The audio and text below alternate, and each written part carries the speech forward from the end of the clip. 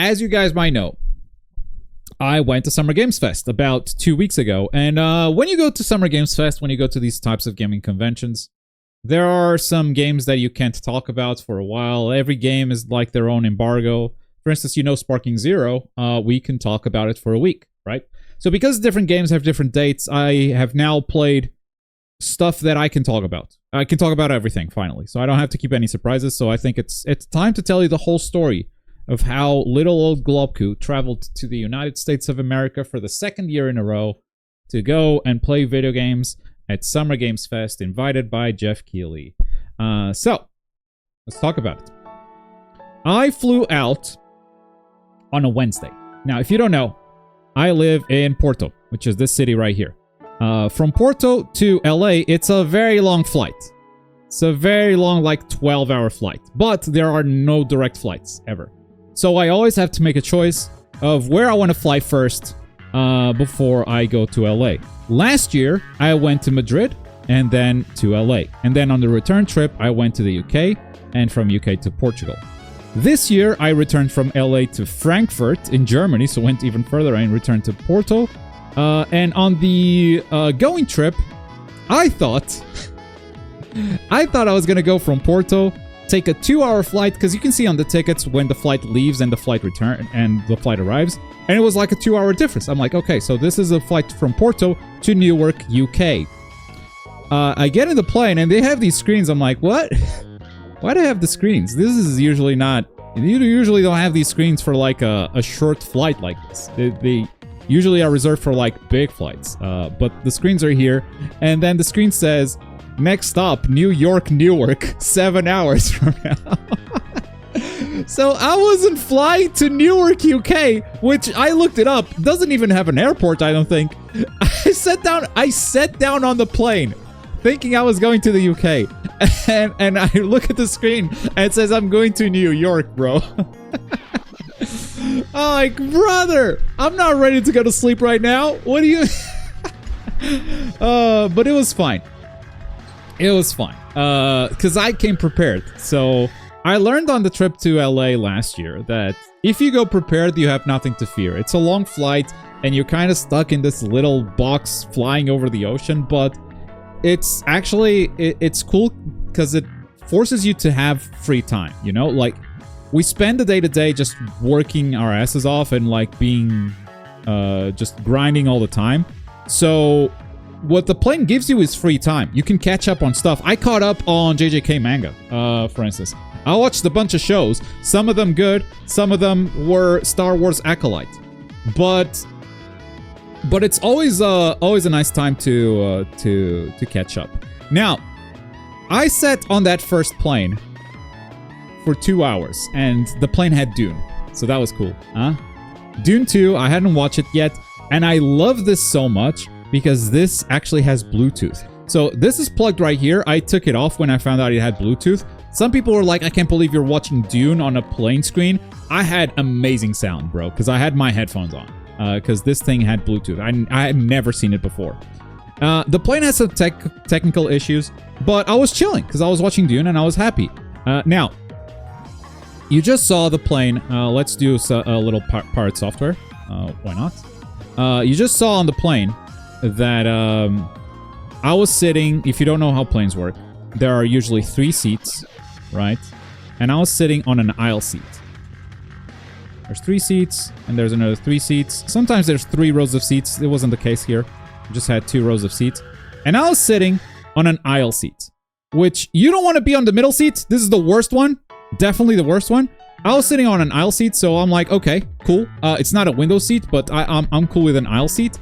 And over here was a young woman, a young girl, and we talked, and she was nice, and she was like, I've never done a trip like this. And I'm like, oh, did you prepare? Did you bring anything like to watch or whatnot? I was like, she's like, no.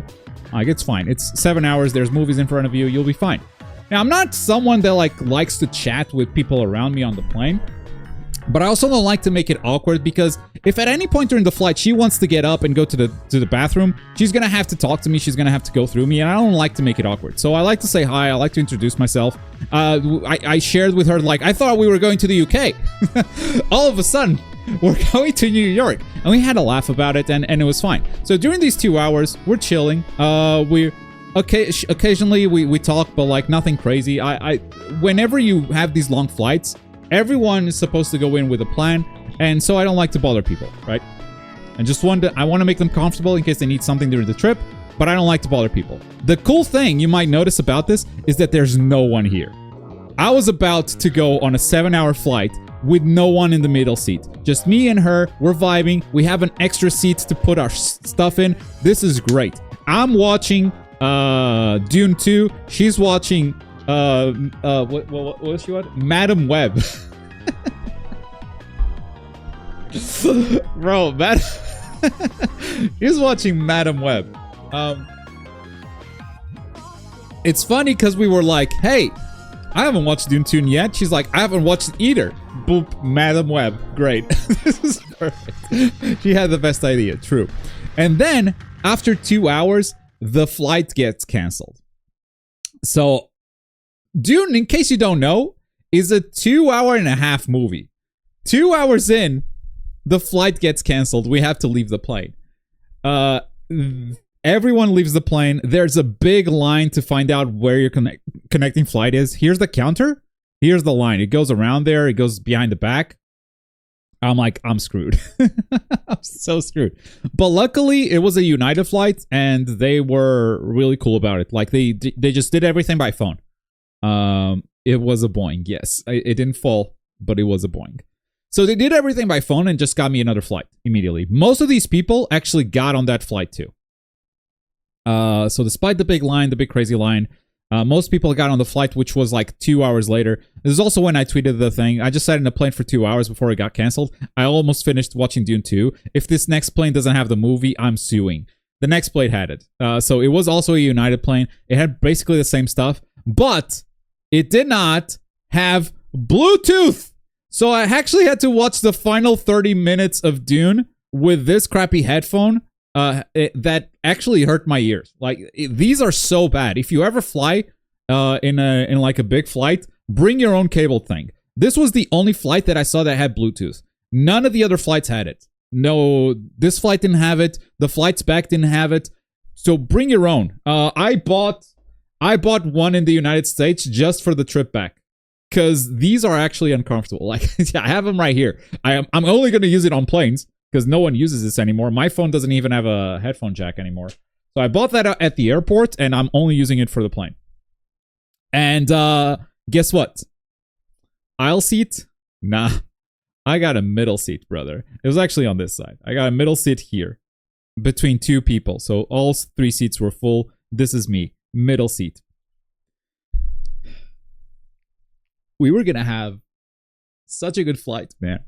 It was, oh my, it was happening. It was happening. I was gonna have such a pleasant experience, but no, you had to put me on a middle seat. And not to get ahead of the story, but you guys know I got COVID in America. I suspect I got COVID on this flight. I suspect this is where it happened. Because I think you get COVID and you only get symptoms like a day or 2 later. So this kind of lines up. Like, this plane was not very full. We were social distancing just fine. This plane was 100% capacity because of the canceled plane.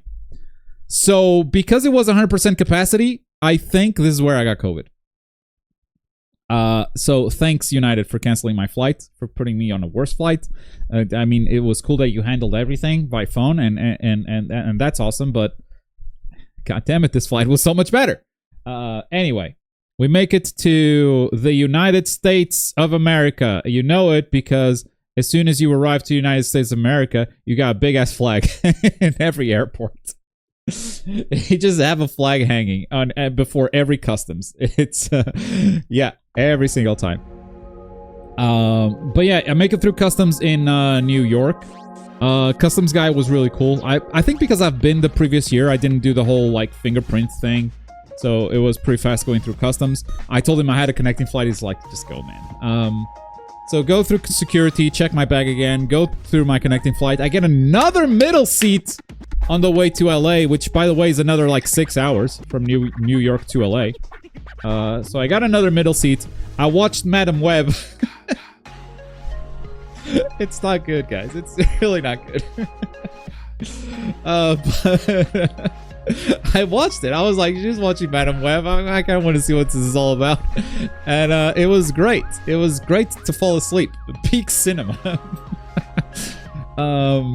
But yeah, and I read a bunch of JJK, and that's what I did. Arrived at the hotel. This is my hotel bedroom, in case you're curious. I like the couch. This bed is incredible. Same hotel that I stayed at last year. This is where I reacted to the Sparking Zero trailer. This is where I edited the Sparking Zero trailer. Yeah, it's a nice place. I travel with a backpack and this suitcase. That's it. That's my luggage right there. And then it's time to go to dinner. Now, one of the things I wanted to do in this trip was to try as many American food chains as possible that I don't have in Portugal. I did the same thing last year. This year, I wanted to keep going with a list. So, first, I take a picture of the taco truck because I saw this taco truck the previous year, and I'm like, I gotta have these tacos. These taco trucks, tacos, street tacos, I gotta have them this year. I didn't have them last year. I regretted it. So I take a picture to remind myself that I gotta have them. But I went to Wendy's first day. I got a Baconator. This bacon was hella crispy. It was really good. Really good bacon. The rest of the burger was fine too. So yeah, Wendy's. Recommend it. I like it. I like it a lot. Ew, Wendy? Wow. Really? Wendy's is solid. Now, this is downtown LA. Downtown LA, the soundtrack on this Wendy's was a dude rapping about, like, just freestyling. Dude was sitting at a table, just rapping, just freestyling out loud. Didn't care, not a care for the world. Talking about, like, I'm not even from here, I'm from Chicago. And I'll fucking kill you. And like that kind of really aggressive rap that you know from the streets. And the second the guy goes quiet, what is the song that plays out of his phone? I came in like a wrecking ball. The dude was giving me the hardest ghetto freestyle over Miley Cyrus Wrecking Ball. Only in downtown LA, folks. Only in downtown LA. So I go to sleep. I go to bed.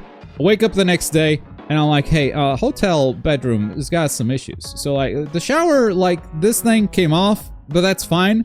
The thing is, there's, like, these shampoo and body gel, like, they're glued to the wall. It fell and broke. I don't know how I didn't wake up, but it fell and broke. So I just let the reception know, and they're like, oh, yeah, we'll take care of it. No problem. I'm like, cool. This is nothing serious. Just letting you guys know that this stuff is not... It fell every single night, bro. They got there, put it back against the wall. Middle of the night, it fell every single night. I didn't wake up a single time. I don't know how. But like every morning, I would go to the bathroom and it would just be right there, laying again. Like, fuck it, I guess. I let them know. So, well, I guess they don't care. This is also this morning. This is like Friday morning? I think this is Friday morning. When was the opening show? It was Friday morning, right? So Friday morning, I meet Doro Doya. He's staying at the same hotel. A lot of creators are staying at that hotel. So I meet Doro Doya. We go out for breakfast. I try out Denny's. I didn't take a picture of the eggs and bacon, but they were good. This is like a pancake that's like made like a cinnamon roll. So that was good. Looks nasty. That was fine. And then we have the opening show, right? Opening show. I shoot the trailer reaction. This is when we learned that Sparking Zero Ultra Instinct is coming, and Sparking Zero is coming out October 11, 2024. This is when we learn about all the stuff. I go back, edit the video, you know, post the reaction, do all of that. And it starts getting pretty late in the day. I start editing another video, which is actually the video that came out yesterday. I spent a lot of time editing videos on that first day. The video came out yesterday, The Evolution of Tenkaichi. I was editing that in LA. And if it wasn't for COVID, I would have finished it in LA and published it a lot sooner. But unfortunately, COVID got in the way. So yeah, dinner time. And I finally went to the taco. This was really good. So my first time in LA, the Uber that I took... oh, I gotta tell you the Uber story. This is a little bit out of order, but the first time, let me finish this. The first time that I went to LA, the Uber that took me from the airport to the hotel, I asked them, hey, what do we eat here? Like, what do I gotta eat? What do I gotta try while I'm in LA? And it's like, we got amazing Mexican food because we're so close to the border. You gotta try birria tacos. I'm like, birria tacos? Sheesh, say no more. This is the one place where I saw birria tacos. I bet there's more, but it feels like it's street tacos, basically. And I got the birria tacos, man. These are the birria tacos. This was so good, bro. Eating this in the hotel bedroom, mistake. Because the smell, it stays. So that was a mistake. But this was one of the best meals. This was actually great.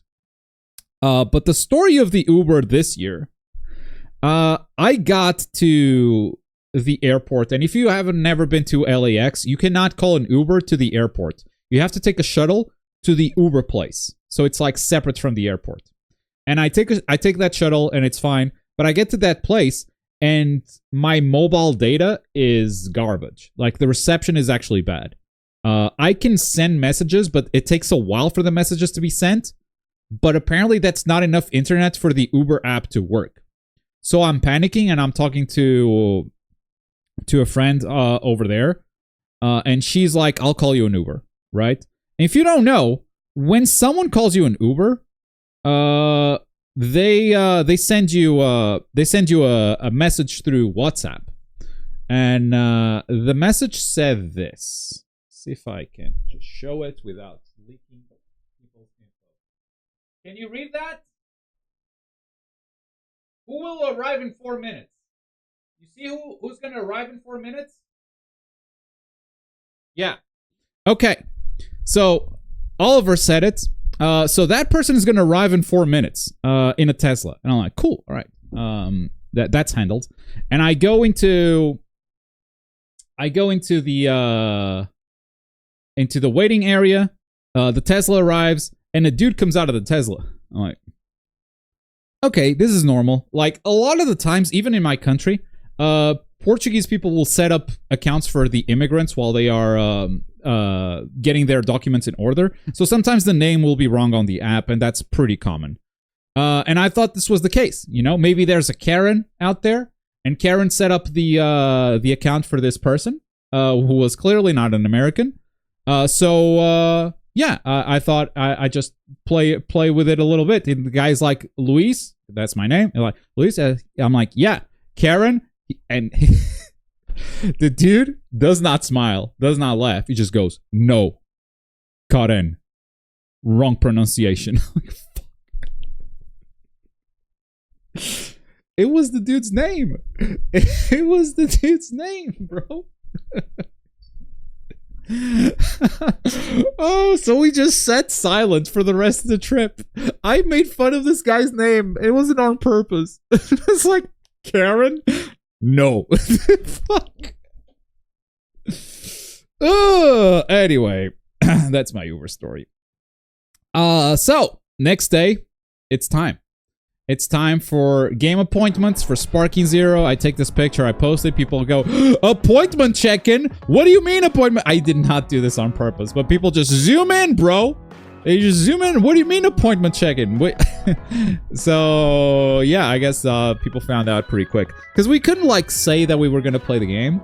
But they were like, oh, we have promotional images outside, and you can just take a picture with those. I'm like, cool. I did not leak that on purpose. Apparently, I wasn't the only one, though. There were people straight up writing, oh, I'm going to play the game. I was like, okay, cool. But my first appointment was Hyperlight Breaker, baby. I actually played with this character. Now, if you've played Hyperlight Drifter, you will recognize the style somehow. Like, this sort of the similar style. The video is a bit choppy. But the game ran well. It was a little bit early, though. Like, some stuff was rough about the game. Let me see if I can open it on a real player instead of just the browser. Maybe that's the problem. Yeah, okay. So, they had a build where it's 3D. Hyperlight Drifter used to be like a 2D game overhead. And now they made it 3D. Combat has some neat ideas, but there's a lot of jank still. It's hard to like fully recommend this game right now because it's hard to know like how much of this stuff will get polished out. There was just a lot. I love this cube. A lot of creativity on weapons, a lot of creativity on grenade, on I'm saying grenades, but like auxiliary weapons. The music, when it kicks in, it's great. And they had a really hard boss fight at the end, which I really appreciated. This is the lore, I think. I really like the way lore was told in Hyperlight Drifter, but it's hard to know like how much of that stuff will translate over here. The cool thing is all of this can be played in co-op. It's a roguelike too, so like the world that you're loading into is different from the world I loaded into. Visually, it's similar, so it's not like a vastly different experience. These are the same enemies that I fought. The same biome, is just like stuff might be in a different place. And being able to play it all in co-op, I think it's like the one way to play this. But the demo was set up for you to play solo. It's gear, you can just pick up gear. There's a lot of stuff missing, like, well, there's this new piece of gear. Is it stronger than the one I'm holding? I don't know. There's no comparison thing. They say there will be, but like a lot of stuff with this demo was like, well, is this getting fixed? But yeah. They had a final boss fight that was actually hard, and I enjoyed that a lot. I got it like a pixel away from defeating the boss, and I think they said that on the first day, only one person was able to beat it. So, I was pretty happy with that. I got, like, super, super close. Yeah, there's mechanics here, there's potential. It's just in a really rough spot right now. So, enough of a promising concept to like, keep an eye on it. But, did not make that, like, great first impression that makes it an immediate recommendation, if you know what I mean. And then, I played another video game. Let me close that real quick. I played another video game, which was Phantom Blade Zero. Now, I was really looking forward to playing this one.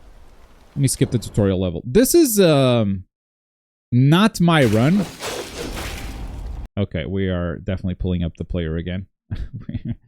Don't play videos on Opera, because apparently they're tough. So this is the same demo that I played, but it's not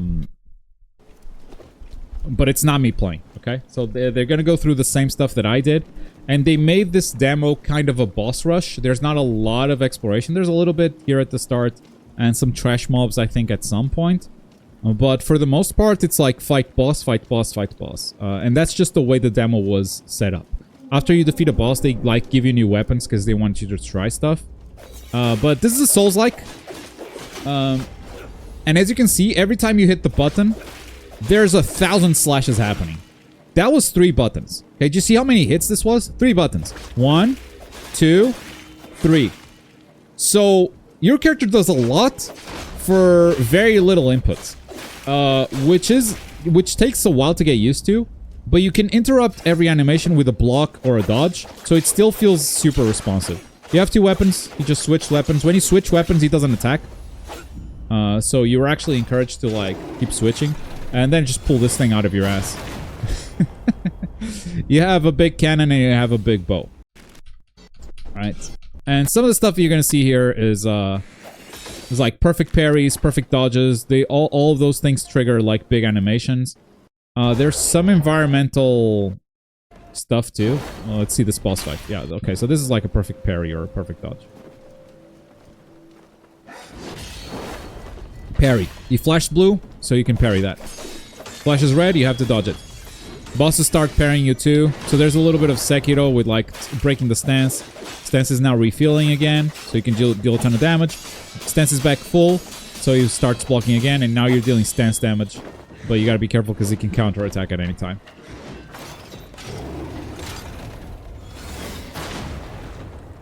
Or just blow him up. Also, there's like a shiny thing on the bottom right. That's a 1. That's the win button. You just hit that button to win. You do like a sort of ultimate attack animation. That's a perfect parry. You're screwed. Sweet. So you defeat this guy. It fades out. Fades back in. You have new weapons. So that's how the demo was built. Power Surge. That's the ultimate attack. It looks super cool. It's very flashy, but it's also like doing a lot without your control, right? So you press the button 3 times and it just does the whole cinematic. I don't know how much you guys like that, but yeah, that's gonna be a preference thing for sure. Some people like the more slow, deliberate, sort of Souls-like. He has a bigger sword here, but even that is not like Souls slow, you know? It still has a lot of animation. Does the game have the funny? I don't know what that means, straight.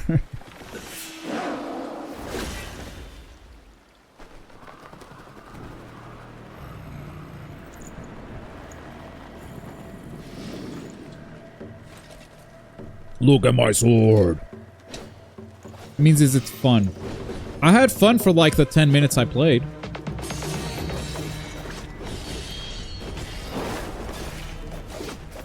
But like I was also getting it at that point. And it's like, okay, I'm ready for like more. And I don't know if the game gives me more, right? The person giving me the demo also told me, oh, this build is like way easier than the final game. I'm like, oh, because Press can't play video games? I'm like,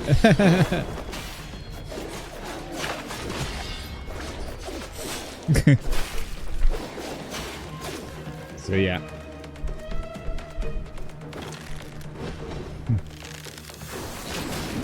Get school glove? I told him that. I'm like, oh, is it because Press can't play video games? And he was like, awkward laugh. I'm like, yeah.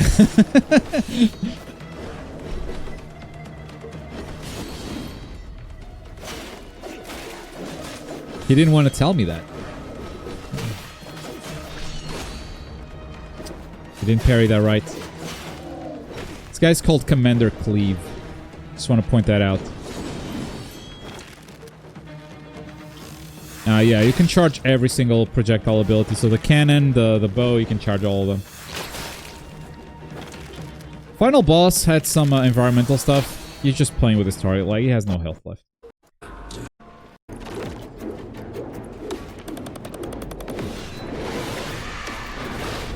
That's a cool attack.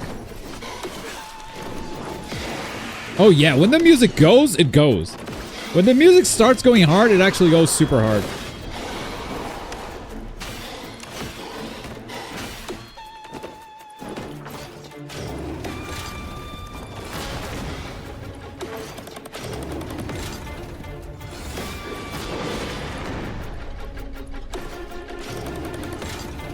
Alright, last bullet. This seems overpowered. Oh, also he has a flamethrower in this fight. So you see how big this weapon is? It's still, like, pretty fast. You can interact with that. Yeah, he tried. He just jumped twice. There you go. And that looked hella jank. But, yeah. You can just, like, point to a pillar, hit jump. He'll do a pillar attack. Another perfect parry.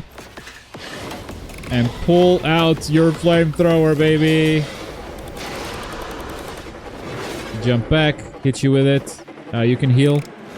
It's like, just like Souls. Just press down and you drink. Man's doing a no-heal run. Yeah.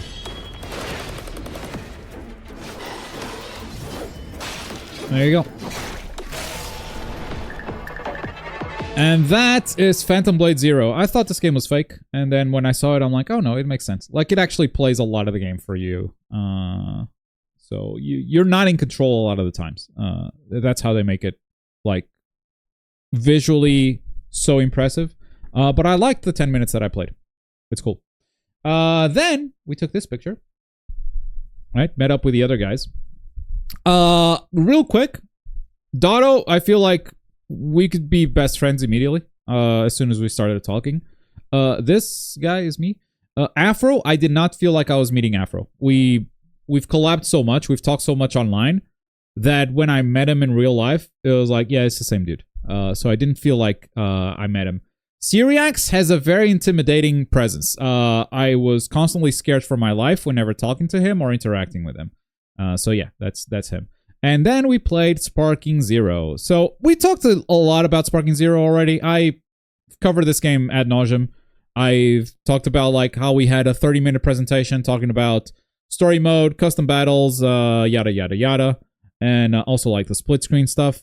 And then we play the game for 30 minutes, and I put it all on the channel. So like literally holding nothing back as far as content goes. Like that's it.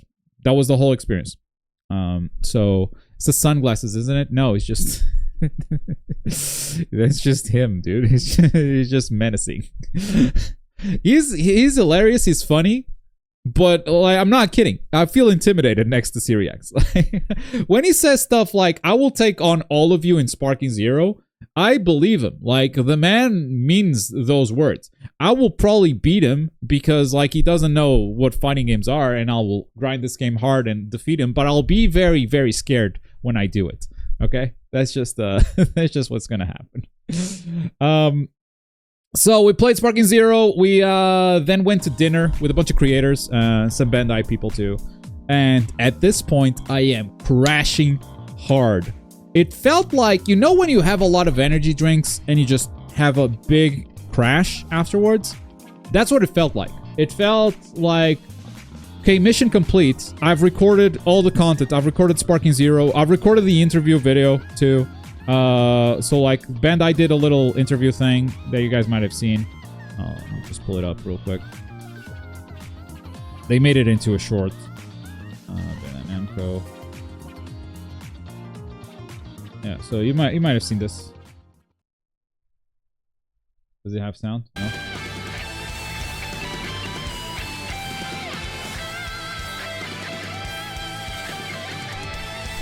You just played Dragon Ball Sparking Zero. Can you explain your experience to us using 3 words? Fast. It is very flashy, very detailed too. I thought it was rock and roll. Some of those animations, yeah, pretty rock the dragon. That's all I'm gonna say. Engaging, hype, need more, but I'm gonna make that one word. Okay, we'll take it. Amazing, engaging, powerful. You don't even know what that is. That's beyond power. Power. Yeah. It's over 9,000. I loved game. Can I have it right now, please, too?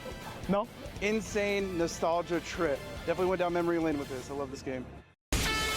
Yeah, so recorded that, and then I did the little content thing for my channel too, where I just like talked to these guys out on the streets, and ask Syriax to touch tips. We did that. Okay. And when I ask questions, you pass it over to me. Ask me a question. Do you want to touch tips like Vegito? I'm good. I'll pass. Okay, I was scared for my life, man. Scared for my life. It's like he's gonna attack me right here. But we did it. I did all of that, and then on the way to dinner, I'm like, I don't want to go to dinner, man. It was like it was cool. Okay, it was like such a unique opportunity to like hang out with these guys, and I never get to hang out with them because I'm so far away.